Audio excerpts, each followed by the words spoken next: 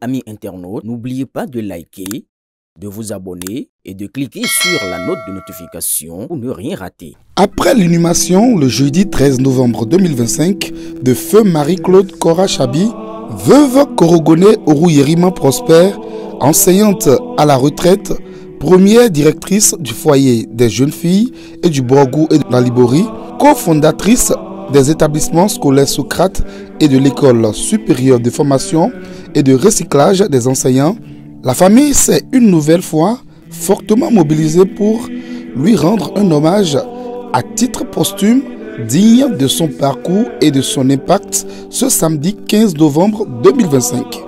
Dès les premières heures de la matinée, fidèles voisins, amis et parents ont afflué vers le sanctuaire Le Rédempteur de l'Homme à Parakou pour assister à la messe de huitaine et à l'enlèvement du deuil organisé en sa mémoire. L'édifice presque plein témoignait de l'attachement profond que la population continue de lui porter.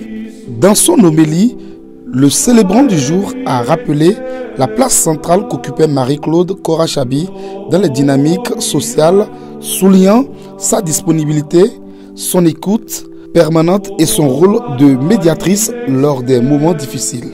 Au cours de la cérémonie, plusieurs intentions de prière ont été formulées par les membres de la famille et par les représentants de la communauté. Chacun, à sa manière, a invoqué la femme de cœur qu'elle a été.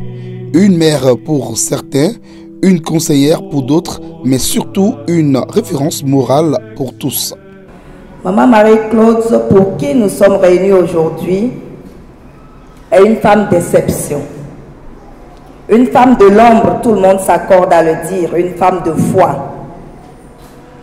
Elle a vécu en effet une vie de grâce, avec une grâce, pouvons-nous dire, une grâce silencieuse, qui ne cherche pas à apparaître, qui agit et impacte discrètement.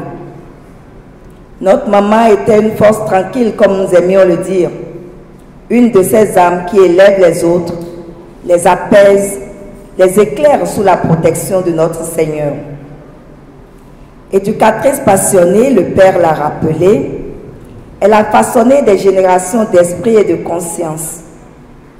Au-delà d'être une enseignante, maman était de façon spontanée une maman pour ses élèves. Elle leur inculquait l'assiduité, le goût du travail bien fait, le respect des parents et des autres camarades et des valeurs.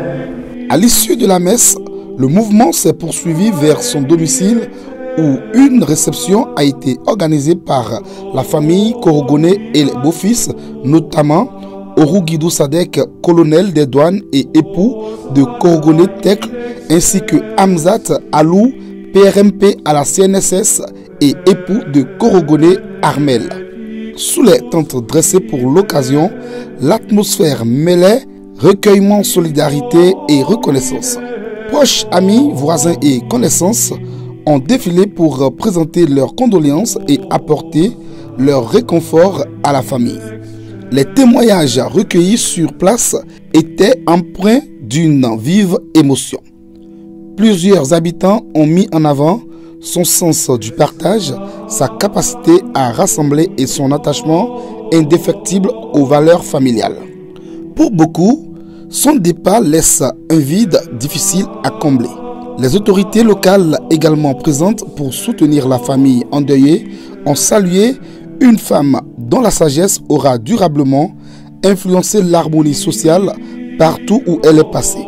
Une mobilisation qui, ajoutée à celle observée lors de l'inhumation, témoigne de l'importance de l'héritage humain qu'elle laisse derrière elle.